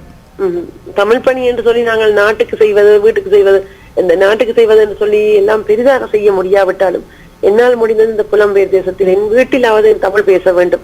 ஒரு சொல்ல ஆங்கிலம் கலக்காமல் எனது வீட்டு பிள்ளை தமிழ் பேசினால்தான் தமிழில் பேசுங்கள் என்று சொல்லி நான் அடுத்து இன்னொரு வீட்டு பிள்ளைக்கு கூற முடியும் என்பதை நான் ஒரு உறுதியான ஒரு கொள்கையாக என்னுடைய தாயாக நான் என்னுடைய கடமையாக கொண்டிட்டு வெற்றி கண்டிருக்கின்றேன் என்பதில் மகிழ்ச்சி அடைகிறேன். உங்களுடைய ஒவ்வொரு நகர்வுகளையும் பார்க்கும் பொழுது அப்படியே தான் தெரிகின்றது, நகர்ந்து கொண்டிருக்கிறது. நீங்கள் வாழ்ந்து காட்டிக் கொண்டிருக்கிறீர்கள், வார்த்தைகளாக கூறுவனவற்றை வாழ்ந்து காட்டிக் கொண்டிருக்கிறீர்கள். உண்மையிலே நீங்கள் இப்படியெல்லாம் வாழ்கிறீர்கள் என்று பார்த்து மற்றவர்கள் யோசிக்கக்கூடிய அளவுக்கு நீங்கள் வாழ்ந்து கொண்டிருக்கிறீர்கள். அதான் ஒரு சிறப்பு. எப்பொழுதுமே ஒரு வித்தியாசமான ஒரு உணர்வுகளோடு பயணித்துக் கொண்டிருக்கிறீர்கள், உறுதியான ஒரு கொள்கையோடு பயணித்துக் கொண்டிருக்கிறீர்கள். மற்றவர்கள் என்னை பற்றி என்ன நினைக்கிறார்கள், என்ன நினைப்பார்கள், என்ன கதைப்பார்கள் என்பதையும் தாண்டி உங்களுக்குள்ளே இருக்கின்ற அந்த உணர்வுகளை, உங்களுக்குள்ளே இருக்கின்ற அந்த உணர்வு துளிகளை உங்கள் ஒரு லட்சிய துளியாக, வாழ்க்கை துளியாக நினைத்து நகர்ந்து கொண்டிருக்கிறீர்கள். அதுதான் ஒரு சிறப்பு. அது எல்லோராலும் முடியாது. அந்த அடிப்படையிலே உங்களுடைய ஒவ்வொரு நகர்களும் அமைந்து கொண்டிருக்கின்றது. அதே போலிலே உங்கள் இந்த கலைப்பணி, சமூக பணி, இலக்கிய பணி, இப்படியாக எத்தனையோ பணிகளை அடக்கி கொண்டு செல்லலாம். இந்த பணிகள் மூலமாக நீங்கள் மக்கள் மத்தியிலே உங்கள் மன ரீதியாக சந்தோஷமாக உங்கள் மனம் என்ன நினைக்கின்றதோ அதை நீங்கள் செய்து கொண்டிருக்கிறீர்கள். உங்களுக்கு ஆதரவுகள் கிடைத்து கொண்டிருக்கின்றன. அந்த வகையிலே நீங்கள் ஒரு வானொலி அறிவிப்பாளராக, நிகழ்ச்சி தயாரிப்பாளராக பல ஆண்டுகளாக கடமை ஆற்றிக் கொண்டிருக்கிறீர்கள், ஆற்றப் போகிறீர்கள். அந்த வகையில் உங்களுக்கும் இந்த வானொலிக்கும் இடையிலான தொடர்பு எப்படி உருவாக்கப்பட்டது? எவ்வகையான நிகழ்ச்சிகளை நீங்கள் இந்த வானொலி மூலமாக வழங்கியிருக்கிறீர்கள்? இதன் மூலம் இந்த வானொலியிலே மக்களோடு உரையாடும் பொழுது அல்லது இந்த வானொலியிலே நிகழ்ச்சி நடத்தும் பொழுது எவ்வகையான விசேடமான உணர்வுகளை நீங்கள் பெற்றுக்கொண்டீர்கள்? ஆமாம், இந்த வானொலி, அதாவது நான் பொதுவாகவே நான் மீண்டும் கூறுகிறேன், என்னுடைய மண் கொடுத்த கலை உணர்வு தான். அங்கே நாங்கள் சிவராத்திரி காலங்கள், இன்னமும் திருவிழா காலங்களில் அந்த மேடைகள் போட்டு ஆடி பாடி அந்த அப்படியா எங்கள் மண் கற்றுக் கொடுத்த கலை உணர்வு எனக்குள் எப்பொழுதுமே கலை உணர்வாக ஊறி ததுவி கொண்டிருக்கும். அது பாடசாலை காலங்களிலும் எப்பொழுதுமே கலைகளில் முதன்மையான மாணவியாக, தமிழியலில் முதன்மையான மாணவியாக இருந்திருக்கின்றேன். அது பலரை உருவாக்கியும் இருக்கின்றது என்பதை நான் கண்டு இருக்கின்றேன். பல நாடகங்களை நாங்களே எழுதி இயக்கி நடித்திருக்கின்றோம். அப்படியா பல விதங்களில் என்னுடைய அந்த கலை தாகம் வெளிப்பட்டு கொண்டிருந்திருக்கிறது. அது ஒரு மகிழ்ச்சி இருந்திருக்கு. இது என்னுடைய கிராமம் கற்றுக் கொடுத்தது என்னிடம். இப்படியாக நாங்கள் வளர்ந்து வந்த காலங்களில் இப்பொழுது இந்த வானொலி என்று சொல்கின்ற பொழுது என்னுடைய அம்மா கூறுவார், சிறு வயதில் குழந்தை பருவத்தில் அதாவது தொட்டிலில் போடுகின்ற காலங்களில் எங்களுடைய இலங்கை ஒலிபரப்பு கூட்டுத்தாபனத்தின் அந்த வானொலியை போட்டு முடுக்கி விடுவார்களாம். அதுதான் என்னுடைய தாலாட்டாக இருந்திருக்கின்றது. இப்படியாக பாடல் கேட்டு தூங்குகின்ற தன்மை எங்களை இயக்கியாயிருக்கு. 24 மணி நேரம் எங்கள் வீட்டில் வானொலி அல்லது ஒரு பாடல் இயங்கிக் கொண்டே இருக்கும். இப்படியான அந்த வானொலி, இன்று எனக்கு அந்த வானொலி கேட்காவிட்டால் உறக்கம் வராது. அதாவிட்டால் அது என்னுடன் இயங்கிக் கொண்டே இருக்க வேண்டும். இப்படியான ஒரு தன்மையில் தான் இந்த வானொலி அன்று இருந்தது. பின்பு நான் இங்கே கனடிய மண்ணில் முதலாக என்னுடைய தமிழோசை வானொலியில் நான் இணைந்து கொண்டேன். உண்மையில் சொல்ல போனால் ITR வானொலியில் கூட நான் ஸ்ரீயண்ணாவோடு, தமிழோசை வானொலி ஸ்ரீயண்ணாவோடு நான் வந்திருக்கின்றேன். அபிநயக்காவையில எனக்கு தெரியும். அவருடன் மிகவும் அன்பாக பேசி இருக்கின்றேன். கோணேசண்ணாவை நான் பார்த்து வியந்திருக்கின்றேன். அந்த லட்சிய தம்பதிகளை பார்த்து வியந்திருக்கின்றேன். அவர்களை பற்றி நான் அறிந்திருக்கின்றேன். நான் அந்த வேளையில் நான் ஒரு வானொலியில், தமிழோசை வானொலியில் இணைந்து பயணித்துக் கொண்டிருக்கின்றோம். ஆரம்ப காலங்கள் அவை 92 காலங்கள் நினைக்கின்றேன். இப்படியாக ஆரம்பித்த அந்த பயணம் பின்பு இளைய பாரதி அண்ணாவினுடைய CTBC வானொலிக்குள் நாங்கள் தொடர்கின்றோம். அங்கேயும் ஒரு சில நிகழ்ச்சிகள், சஞ்சிகை நிகழ்ச்சிகள் தான். அநியமாக நான் காட்டுக்கு என்ன வேலி போன்று அப்படி கவிதை நிகழ்ச்சிகள் அப்படியெல்லாம் தொகுத்து வழங்கி கொண்டிருக்கின்ற பொழுது மகளிர் நிகழ்ச்சிகள் அப்படியெல்லாம் தொகுத்து வழங்கி கொண்டிருக்கின்றேன். அங்கு அவர் உண்மையில் அதுவும் கூட அவர் நாங்கள் அரசியலாக பல முரண்பாடுகளோடு இருந்திருக்கின்றோம் இளையபாரதியும் நானும். ஆனால் அவர் ஒரு நல்ல நண்பராக ஒரு ஒளிபரப்பாளராக என்னை செதுக்கி இருக்கின்றார். இன்னமும் அங்கே பல தோழமைகள் இன்று வரை நாங்கள் தொடர்கின்ற தோழமைகளில் நாங்கள் பார்த்தோம் என்றால் இந்த கலை தோழமைகளில் பலரை இருக்கின்றார்கள். அதன் பின்பு நான் ஒரு இடைக்காலம் ஒன்று எனது மகப்பேற்று காரணமாக இருக்கின்ற காலங்களில் அந்த வானொலியிலிருந்து பிரிந்து சில நண்பர்கள் வேறொரு வானொலியை தொடங்குகிறார்கள். கலாதன் தலைமையில் கலாண்ணா என்னுடைய ஊரை சேர்ந்தவர் சுழிபுரம். அந்த வகையில் அவருடன் சேர்ந்து நான் பிரிந்து சென்றேன் என்று சொல்ல முடியாது. பின்னாளில் அவர்களுடன் இணைந்து கொள்கின்றேன். என்னுடைய வீட்டுக்கு கிட்ட அடுத்தது அவரை அழைத்து என்னை வர சொல்கின்ற பொழுது இணைந்து கொள்கின்றேன். இப்படியாக சிடிஆர் வானொலியில் அன்றைய தொடர்ச்சியான என்னுடைய பயணம் இருந்தது. இப்படியாக நாங்கள் பயணித்துக் கொண்டிருக்கின்ற பொழுதுதான் சிடிஆர் வானொலி பின்னாளில் உடைகிறது. இவையெல்லாம் உண்மையில் எனக்கு உண்மையில் அந்த கலைஞர்களை இன்று வரை நான் இன்று வரை நான் யார் யாரை சந்திக்கிறேனோ அவர்களுக்குள் எத்தனை வித அரசியல் முரண்பாடுகள் எங்களுக்குள் இருந்தாலும் நான் இந்த தோழமையை இவரையும் இழக்க விரும்புவதில்லை. எல்லோரையும் நேசிப்பவள். அந்த வகையில் நாங்கள் உலகத்தில் கருவறை தொடங்கி கல்லறை வரை தான் எங்களுடைய வாழ்வு. அதற்குள் நாங்கள் யாரை சந்தித்தாலும் அவர்களிடம் இருக்கின்ற நல்லவற்றை மட்டும் பெற்றுக்கொண்டு உறவாக பேணிக்கொண்டு நாங்கள் பயணிக்க வேண்டும் என்று நினைத்துக் கொண்டே பயணிப்பதால் இன்று வரை அந்த தொடர்புகள் என்னிடம் இருக்கின்றன. உறவுகள் நல்ல முறையிலேயே இருக்கின்றன. அதே போலதான் அரசியலிலும் எந்த கட்சி வேறுபாடு இருந்தாலும் எந்த சிங்கள உறவுகள் கொண்டு எல்லோருமே என்னோட நன்றாக இருப்பார்கள். ஆனால் அரசியலில் விடா கொள்கையோடு சமரசம் இல்லா போக்கோடு நான் இருப்பேன். அதனால் இந்த உறவும் பாதிப்பு இருப்பதில்லை. இந்த வானொலியில் எனக்கு மீண்டும் நான் இந்த கலைத்தமிழ் வானொலியோடு இன்று வரை இருப்பதற்கு காரணம் ஒரே ஒரு காரணம், அது அந்த தேசிய உணர்வுகளை அல்லது நான் விரும்புகின்ற ஒரு தேசிய இலட்சிய பாதையில் அவர்கள் ஒரு தேசிய அமைப்பாக இந்த மண்ணில் செய்யப்பட்டு வருகின்றவர்களுடைய வானொலியாக அதனை அடையாளம் கண்டதினால் இதில் சரிதவறு என்ற பார்வைகள் யாருக்கு இருந்தாலும் எனக்கு அந்த ஒரு எனக்குள் இருக்கின்ற ஒரு உயர்வான உணர்வாக அந்த வானொலியிலான பயணங்கள் இன்று இருக்கின்றன. அதற்காக எந்த ஒரு வானொலியை நான் தள்ளி வைத்ததும் கிடையாது, எந்த ஒரு வானொலியையும் தவறென்று பார்த்ததும் கிடையாது. உண்மையில் எங்களுடைய உறவுகள் உடைகின்ற பொழுது முறிகின்ற பொழுது இந்த இன ஒற்றுமை குலைகின்ற பொழுது முதலில் துடிப்பவள் நானாக இருக்கின்ற அந்த ஒரு வழிகளோடு தான் நான் வாழ்கின்றேன். ஆனால் இவற்றை கடந்து என்னுடன் தனிப்பட்ட முறையில் எல்லா வானொலியில் உள்ள கலைஞர்களுடனும் உறவுகள் இன்றும் இருக்கின்றன. வானொலி அதிபர்களுடன் கூட உறவுகள் இருக்கின்றன என்பதுதான் உண்மை. ஆனால் கலைத்தமிழ் வானொலியை நான் தேசிய இந்த கட்டமைப்பினுடைய வானொலியாக உருவகித்து வைத்திருப்பதனால் அவர்களுடன் என்னுடைய பணிகள் இன்று வரை தொடர்ந்து கொண்டிருக்கின்றன. உண்மையிலே உங்களுடைய உணர்வு கொள்கைகளோடு அந்த வானொலி முழுமையாக செயற்பட்டு கொண்டிருப்பதனால் உங்களுடைய பயணமும் அந்த வானொலியோடு சென்று கொண்டிருக்கின்றது. உண்மையிலே உங்களுக்கு ஒரு சாதாரணமான மனம் என்ன நினைக்கின்றதோ அதற்கேற்ப, அதே நேரத்தில் உங்களை கொள்கைக்கேற்ப, அதே நேரத்தில் உங்கள் நட்பினை பேணக்கூடிய எல்லா வகையிலையும் ஒரு சரியான முறையிலே உங்களுடைய ஒவ்வொரு நகரங்களும் அமைந்து கொண்டிருக்கின்றது. அதுதான் ஒரு சிறப்பு. ஒரு பெண்மையின் எங்களோட ஈழத்தமிழ் பெண்கள் ஒரு சிறப்பான ஒரு ஆளுமை கொண்ட ஒரு தலைமைத்துவ பண்புகளோடு வாழ்ந்து கொண்டிருக்கிறார்கள் என்பதற்கு ஒரு எடுத்துக்காட்டான ஒரு பெண்மணியாக நீங்கள் உங்களுடைய அனைத்து நகர்களும் அமைந்து கொண்டிருக்கின்றது. அதே வழியிலே நீங்கள் கவிதை என்றாலே நீங்கள் சொன்ன நிலாக்காலத்திலே கவிதைகள் போன்று உங்களுடைய இந்த வாழ்க்கை ஆரம்ப காலம் சின்ன வயதிலே அந்த அளவுக்கு நீங்கள் கவிதைகளோடு பயணித்து கொண்டிருக்கிறீர்கள், கவிதைகளை நேசிக்கிறீர்கள் என்று எங்களுக்கு ஓரளவுக்கு தெரியக்கூடிய இருக்கின்றது, அறிந்திருக்கின்றோம், உணர்ந்திருக்கின்றோம். அந்த வகையிலே உங்களுக்கும் கவிகளுக்கும் உள்ள தொடர்பு, இந்த கவிகள் எப்படி உங்களுக்குள்ளே உள்நுழைந்தன, எவ்வகையான கவிதைகளை நீங்கள் எழுதுவீர்கள், எவ்வகையான சந்தர்ப்ப சூழ்நிலைகளில் உங்களுடைய கவிதைகள் தோன்றும், அவற்றினை சற்று கூறுங்களேன். உண்மையில் கவிதை என்று சொல்கின்ற பொழுது எங்களை சுற்றி இருக்கிற எல்லாவற்றிலுமே கவிதைகள் இருக்கின்றன. நான் ஒவ்வொரு மனிதர்களையும் அழகான கவிதைகளாக பார்ப்பேன். ஒவ்வொருவருக்கும் இருக்கின்ற அந்த நன்மைகள், அழகான உணர்வுகள், அழகான கவிதைகள். அதில் கண்ணீரில் கூட கவிதை இருக்கும். 3 எழுத்தில் இருக்கின்ற கவிதை அம்மா என்று சொல்வதிலும் ஒரு கவிதை. ஒவ்வொரு அன்பிலும் கவிதை இருக்கின்றது.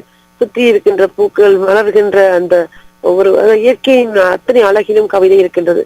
துன்பத்திலும் கவிதை இருக்கின்றது என்பது உண்மை. ஆனால் இந்த கவிதை என்பது நான் கவிஞர் இல்லை, நான் முதல் சொல்லிக்கொள்ள விரும்புகின்றேன். கவிஞர் இல்லை, ஆனால் கவிதைகளை நான் உணர்கிறேன். இந்த இயற்கையின் கவிதைகளை உணர்கிறேன். அங்கிருந்து சொற்களை கோர்க்கின்றேன். அது ஒரு வகையில் அது கவிதையாக பார்க்கப்படுகிறது. இன்றும் எனக்கு என்னை வாழ வைத்துக் கொண்டிருக்கின்ற ஒரு ஈர்ப்பாக அந்த என்னுடைய மொழியின் அழகு, அந்த அழகான மொழி, என்னுடைய மொழியின் சொற்களை கோர்த்தாலே ஒரு கவிதை வந்து விடுகிறது.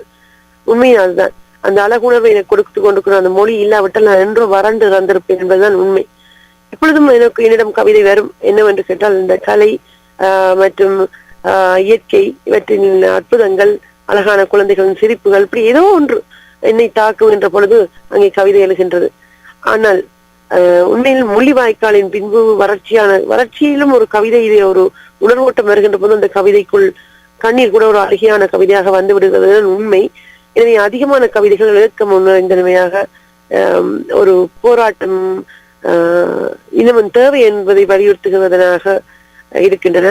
மரபு கவிதைகளை ஒரு காலத்தில் எழுதினால் அதன் பின்பு அதனிடம் முரண்பட்டு இன்று நான் உணர்வுகளை கோத்தெடுக்கின்ற உண்மை, அதாவது சொல், செயல், எண்ணம் இவற்றில் ஒரு நேர்கோட்டில் நிற்கின்ற பொய்மையில்லா சொற்களின் கோர்ப்பாக பருகின்ற கவிதை துளிகளை ரசிக்கின்றேன். அதில் சிறுவனைகள் கவிதையில் கட்டுரையாக எழுதுகின்ற பொழுது அங்கே கவித்துவம் இருந்தால் அது ஒரு கவிதையை, அதற்குள் கவிதையை கண்டு மகிழ்கின்றேன். இப்படியாக இன்னமும் சொல்ல போனால் அழகான மனிதர்கள், நான் அழகென்று கூறுவது புற அழகு அல்ல, அன்பில் ஒழுகி அன்பு ஊட்டெடுக்கின்ற ஒரு தன்னலம் இல்லாத நல்ல மனிதர்களை பார்க்கின்ற பொழுது அழகான கவிதைகள் இருக்கும். அங்கே அன்னை தெரேசா போன்ற ஒரு உருவத்தில் முகச்சுருக்கங்களுக்குள் சுருங்கி கிடந்தாலும் வெளியே அழகு மிளர்கின்ற அந்த ஒரு தீப ஒளிகளில் நான் அழகாய் காண்கின்றேன். ஈகைகளில் எங்கள் மாவீரர் உட்பட அவர்களுக்குள் கவிதைகள், இப்படியாக கவிதைகள் எங்களை சுற்றி நிரம்பி கிடக்கின்றன. அவற்றை நாங்கள் இனம் கண்டு சொற்களை கோக்கின்றோம், அவ்வளவுதான் உண்மை. இதுதான் என்னுடைய கவிதைகள். நீங்கள் பார்ப்பவர்கள் உண்மையிலே பல கவிஞர்களை நாங்கள் பார்த்திருக்கின்றோம், நேர்காணல் கண்டிருக்கின்றோம். ஆனால் உங்களுடைய நோக்கு சற்று வித்தியாசமாக இருக்கின்றது. ஏன் மரபு கவிதையை நீங்கள் வெறுக்கிறீர்கள்? ஏன் இந்த உங்களுடைய கவிதைகள் எப்படி உருவாக்கப்படுகின்றது? ஒரு வித்தியாசமாக இருக்கின்றது. ஒவ்வொரு மன உணர்வுகளும் என்ன உங்கள் மனதில் எழுகின்ற அந்த உணர்வுகளை, சொல், செயல், செயற்பாடுகள், நேர்மை, நீதி எல்லாவற்றையுமே நாங்கள் கவித்துளிகளாக வடிக்கும் பொழுது மரபு கவிதையிலே வடிப்பது என்பது சற்று சாத்தியமில்லாத ஒரு கட்டமாக அல்லது ஒரு கஷ்டமான ஒரு கட்டத்துக்கு செல்லக்கூடிய போது மரபு கவிதையை அந்த கட்டுப்பாட்டை நாங்கள் பேண வேண்டும் என்று சொன்னால் எங்கள் சரியான அந்த உணர்வுகளை வெளிப்படுத்த முடியாத ஒரு இக்கட்டான சூழ்நிலைக்கும் செல்லக்கூடியதாக இருக்கும். அந்த கவிதையை நான் எப்படி பார்க்கின்றேன் என்றால் அது என்னுடைய மொழிக்கு தேவையானது, மொழியின் வளர்ச்சிக்கு தேவையானதா பார்க்கிறேன். அதில் மாற்று கருத்து இல்லை. மொழியின் ஒரு யுக்தியாக அல்லது அதனுடைய நெறியாக அல்லது ஒரு இலக்கணமாக அழகாக சிறப்பாக பார்க்கலாம். ஆனால் நீங்கள் ஒரு வித்தியாசமான ஒரு போக்காக, வித்தியாசமான ஒரு நோக்கோடு அந்த உங்களுடைய கவித்துளிகள் எப்படி உங்களுக்குள்ளேயே பிறக்கின்றன, எப்படி நீங்கள் இந்த கவிதைகளை உருவாக்கினீர்கள், எப்படி இந்த கவிதைகள் உங்களுக்குள்ளே உருவாக்கம் பெறுகின்றது, ஏன் இந்த கவிதைகளை கூடுதலாக நாங்கள் விரும்புகிறோம், எல்லாவற்றையும் யதார்த்தமாக இன்று நடந்து கொண்டிருக்கின்ற சமகாலத்தில் நடந்து கொண்டிருக்கின்ற நிகழ்வுகளை அவ்வப்போது மக்களிடையே கொண்டு செல்ல வேண்டும் என்று சொன்னால் மக்களுக்கு இலகுவாக விளங்கக்கூடிய வகையிலே அவற்றை கொண்டு செல்ல வேண்டும். எந்த ஒரு ஆக்கமும் மக்கள் மனங்களை தட்டாவிட்டால் அந்த ஆக்கத்திலோ அந்த உணர்விலோ அந்த கருத்திலோ எந்த விதமான அர்த்தமும் இல்லை. மக்களிடம் சென்றடைய வேண்டும். அவற்றினை நீங்கள் யதார்த்தமாக நீங்கள் ஆராய்ந்து கொடுத்திருக்கிறீர்கள். அதுதான் ஒரு கலைஞனுடைய தனிச்சிறப்பு. அந்த சிறப்பினை உங்களுடைய காணக்கூடியதாக இருக்கின்றது. உங்களுடைய மன உணர்வுகள் பேசுகின்றன. உங்களுடைய உணர்வுகள் திறக்கப்பட்டு இன்று காற்றலையில் விதைக்கப்பட்டு கொண்டிருக்கின்றன. நீங்கள் பதுக்கி வைக்கப்பட்டிருந்த அந்த வரித்துளிகள், கவித்துளிகள், உணர்வு துளிகள் எல்லாம் இன்றைய காற்றலையிலே விதைக்கப்பட்டு கொண்டிருக்கின்றது. உண்மையிலேயே ஒரு பெருமையாக இருக்கின்றது. உங்களை போன்ற கலைஞர்களை, உணர்வுகளை நாங்கள் பகிர்ந்து கொள்வதில்லை. இந்த ஐடிஆர் காற்றலையினூடாக உண்மையிலே ஐடிஆர் காற்றலைகள் மகிழ்வடைகின்றது.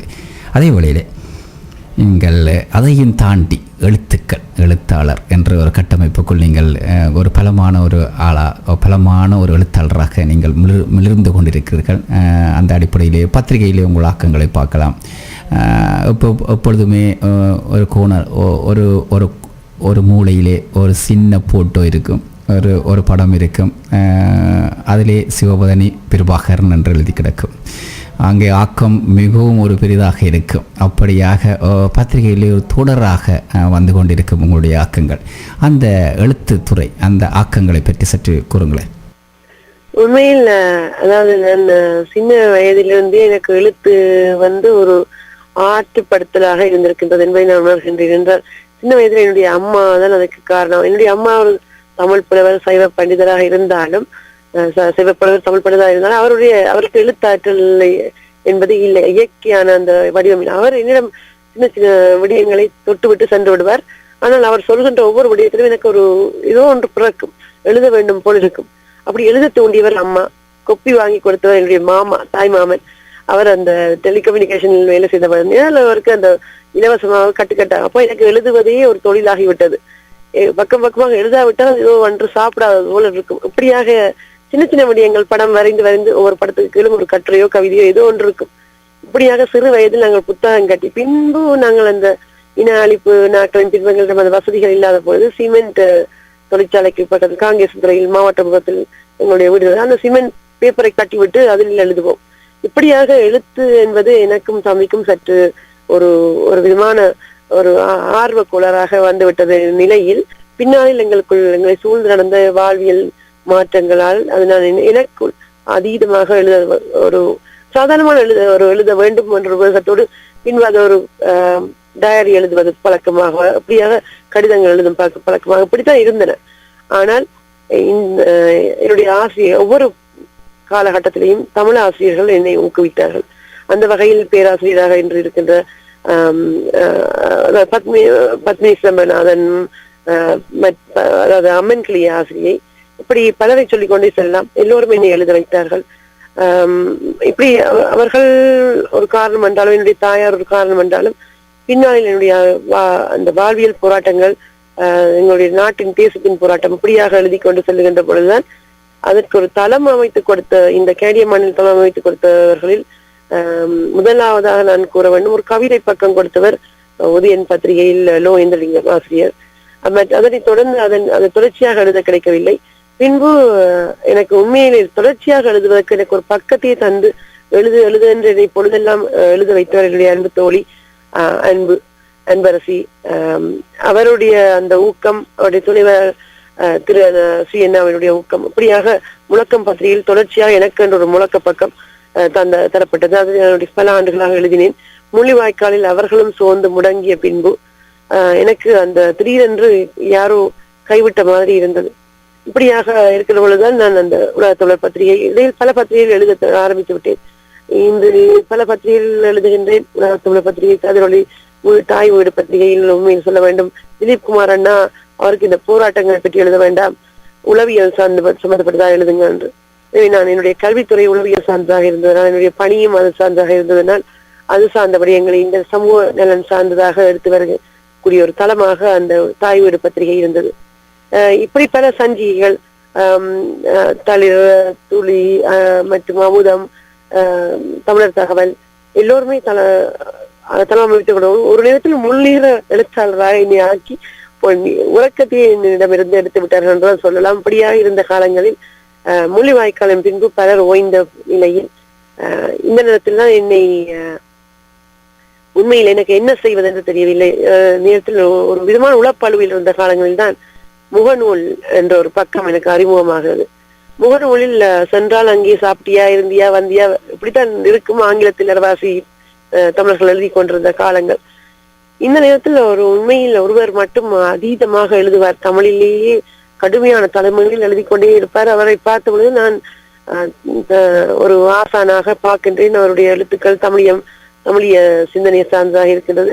அவர் பார்க்கிற பொழுது ஒரு வயது முதிர்ந்தவராக இருப்பார் என்று பார்க்கின்ற பொழுதுதான் தமிழரசனுடைய தொடர்பு எனக்கு வருகின்றது. அவரை முகம் தெரியாது, ஆனால் அவருடைய மொழியின் அடையாளமே அவருடைய முகமாக அவரை போல் எழுத வேண்டும் என்று ஒரு ஆர்வம் எழுகிறது. எனவே அவரிடமிருந்து எனக்கு தமிழியல் பற்றிய தமிழ் தேசியம் பற்றிய சிந்தனைகள் அறிவு போதாததனால் அவரிடமிருந்து கற்றுக்கொள்கின்றேன். அதன் பின்பு அவர் கற்பித்த பல விடயங்களின் ஊடாக நான் ஒரு முகநூலில் முழுமையான அவருடைய ஊக்கம் காரணமாக அழுகை எழுத்துக்களை எழுகையாக மாற்றிய ஒரு தன்மையை, முகநூலை ஒரு எப்படி ஊடகமாக பயன்படுத்தலாம், தமிழர்களுக்கான ஊடகமாக பயன்படுத்தலாம் என்பதை அவர் கற்றுக் கொடுக்க, அதிலிருந்து பல்வேறு தோழமைகளோடு இருந்த வண்ணம் இன்று என்னுடைய எழுத்து பணி தொடர்ந்து கொண்டிருக்கிறது முகநூல் மட்டத்திலும். உண்மையிலே பல மாற்றங்களை சமுதாய மட்டத்திலே சரி, ஊடக மட்டங்களிலே ஒரு தொடர்பாடல் மட்டங்களிலே நீங்கள் ஏற்படுத்துவீர்கள்.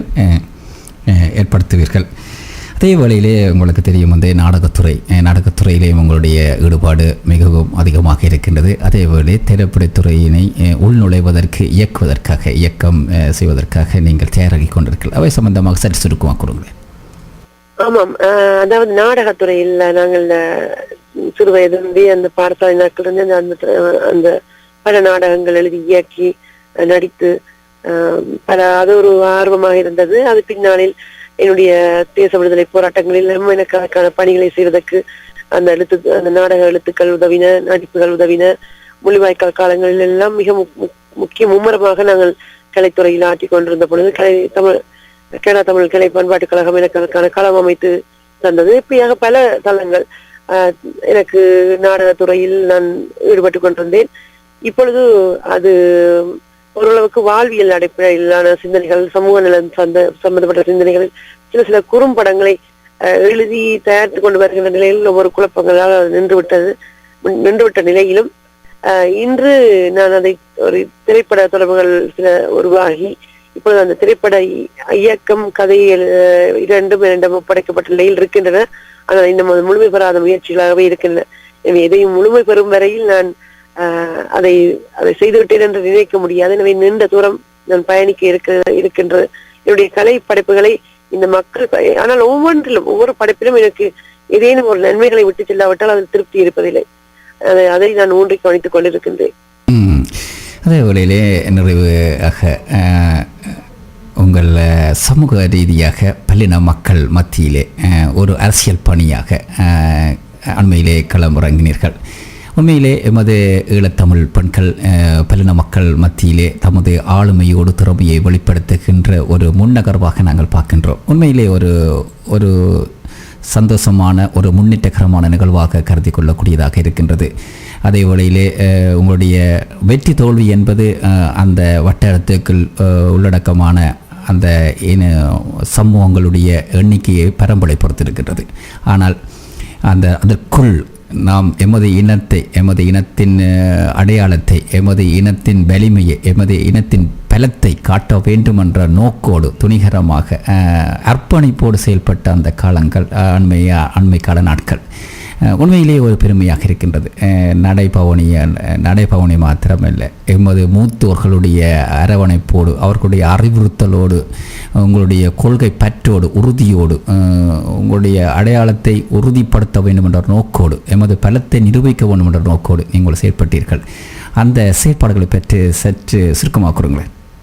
ஆமாம், உண்மையில் இந்த தேர்தல் என்றால் எல்லோரும் வெற்றி தோல்வி என்ற இரண்டை மட்டும்தான் யோசித்தார்கள். ஆனால் நான் இதற்குள் உண்மையாக ஒரு அரசியல் சூழ்ச்சியை, அரசியல் ஒரு விதமான ஒரு யுக்தியை தான் கையாண்டிருக்கின்றேன். அது என்னுடைய கொள்கையாக இருந்தது. என்னவென்று கேட்டால், கடந்த 8 ஆண்டுகளாக இந்த பகுதியில் இருக்கின்ற 41வது வட்டாரத்தில் இருக்கின்ற ஒருவர், சீன இனத்தவர், அவர் ஒரு முற்றுமுள்ளான தமிழ் விரோத போக்கை, தமிழர்களை வெறுக்கின்ற போக்கை, தமிழர்களை கண்டுகொள்ளாத போக்கை கடைபிடித்து வந்தார். அந்த வகையில் அவருக்கு ஒரு படிப்பினையை எங்கள் இன பலத்துடன், வாக்கு பலத்துடன் காட்ட வேண்டும் என்பதுதான் என்னுடைய விருப்பமாக இருந்தது. அந்த வகையில் அந்த முயற்சியில் நான் வெற்றி பெற்றிருக்கின்றேன். ஏனென்றால் இதுவரை வாக்களித்த தமிழர்களை விட 70க்கும் மேற்பட்ட, கிட்டத்தட்ட 80% விழுக்காடு தமிழர்கள் வாக்களித்திருக்கின்றார்கள். இன வாக்கு பலத்தை நிரூபித்திருக்கிறார்கள். அது ஒரு வெற்றி. அதனூடாக அவருடைய ஒரு அசைவுத்தன்மையை காணக்கூடியதாக இருக்கிறது. அண்மையில் நடந்த பொது ஆயத்திலும் அவர் கலந்து கொண்டார். தமிழர்களை தன்னுடைய தொண்டர்களாக இணைத்துக் கொண்டார். இப்பொழுது தமிழர்களை தன்னுடைய பணிமனைகள் சேர்த்துக் கொண்டிருக்கிறார். அது மட்டுமல்லாம தமிழர்கள் சார்ந்த பல மனுக்களை திரும்பி பார்க்க தொடங்கி இருக்கின்றார்.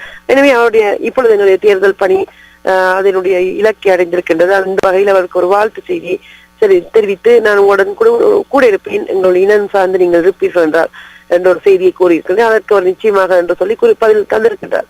எனவே இந்த இடத்தில் என்னுடைய செயல்பாடு ஒரு வெற்றியை கண்டிருக்கின்றேன். இனி வருகின்ற காலங்களில் இந்த அரசியல் களம் இன்னும் மேலும் விரியும் என்பது என்னுடைய சமூகம் சார்ந்த மக்களுடைய வேண்டுகோளாகவும் என்னுடைய விருப்பமாகவும் இருக்கின்றது.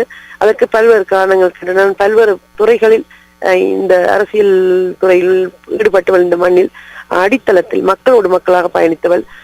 இன்னமும் அரசு திணைக்களங்களில் மட்டுமல்லாமல் தனியார் பல நிறுவனங்கள் மட்டுமல்லாமல் முக்கியமாக சமூக நல நிலையங்கள், தன்னார்வ தொண்டுகள் பல செய்தவள் என்ற வகையில் பல்லின மக்களுடைய ஒரு நட்பையும் கைகோர்த்து வளர்ந்த வகையில் இந்த மண்ணில் எங்கள் மக்களின் குரலாக நான் ஒலிக்க வேண்டும் என்பதில் தொடர்ச்சியாக என்னுடைய பயணங்கள் இனி வருகின்ற காலங்களும் இருக்கும் என்பதை உறுதியாக கூறிக்கொள்ள விரும்புகின்றேன். உண்மையிலே உங்கள் கல இறக்கம் ஒரு பல்லின மக்கள் மத்தியிலே ஒரு எமது பலத்தினை நிரூபித்திருக்கின்றது.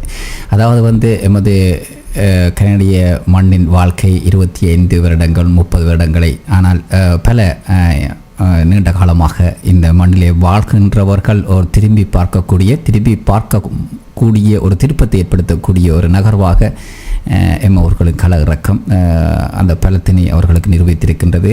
ஒரு தமிழ் சமூகம் தமிழ் இனத்தவர்கள் எமது ஈழத்தமிழ் மக்கள் ஒரு பலமான இனத்தவர்களாக கனடாவிலே வாழ்ந்து கொண்டிருக்கிறார்கள், வாழ்வார்கள். இனிவரும் காலங்களிலே அவர்களுடைய நகர்வுகள் முன்னோக்கி நகரும் என்பதிலே சான்றாக அண்மை கால கல இறக்கங்களும் இருந்து கொண்டிருக்கின்றது.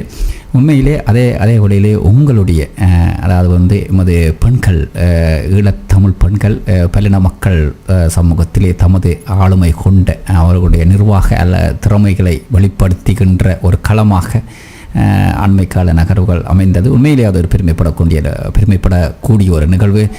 பாராட்டுகின்றோம். அதே வேளையிலே நிகழ்ச்சியை நிறைவு செய்ய நேரத்தை நெருங்கிக் கொண்டிருக்கின்றோம். இந்த வேளையிலே நிறைவாக இந்த சந்தர்ப்பத்தை தந்த எமது கலைக அதிபர் நிர்வாகத்திற்கும் இந்த நிகழ்ச்சியை சுயமெடுத்துக் கொண்டிருக்கின்ற எமது நேயர்களுக்கும் நிறைவாக என்ன கூற விரும்புகிறீர்கள்? உண்மையில் முதற்கல் பணிவான நன்றிகளை உங்களுக்கும் இந்த தொகுத்து வழங்கி கொண்டிருக்கின்ற அற்புதமான ஒரு உளவியல் புரிந்த ஒரு கலைஞராக உங்களை பார்க்கின்றேன். அதற்கு இந்த நிகழ்ச்சிக்கும் ஒரு சிறப்பான ஒரு நிகழ்ச்சி, ஒரு முதன்மையான நிகழ்ச்சி. அதற்கு இதை எடுத்து வருகின்ற உங்களுக்கு முதற்கண் பாராட்டுகளை கூறிக்கொண்டு இந்த நிகழ்ச்சியை இந்த வானொலியில் கொண்டு வந்த அண்ணாவுக்கும் மற்றும் பத்மினி அக்காவுக்கும் என்னுடைய நன்றிகளை கூறிக்கொண்டிருந்தேன். நேயர்களுக்கும் கூறிக்கொள்கின்றேன். உங்களிடம் யாராவது நீங்கள் அவரா அந்த வானொலியை சேர்ந்தவரா இந்த வானொலியை சேர்ந்தவரா அல்லது நீங்கள் அவர்களா இவர்களா அந்த ஊரா இந்த ஊரா எதை கேட்டாலும் ஒன்றை கூறுங்கள், நாங்கள் தமிழர், நாங்கள் ஒரு தமிழர், தமிழினம் என்ற ஒற்றை கொடியின் கீழ் நாங்கள் ஒன்றுபட்ட தமிழர்களாக எங்கும் இருப்போம் என்று அந்த இன ஒற்றுமைதான் என்று நாங்கள் எடுக்க வேண்டிய ஆயுதம். அதை நீங்கள் வலிமையாக கொள்ளுங்கள்.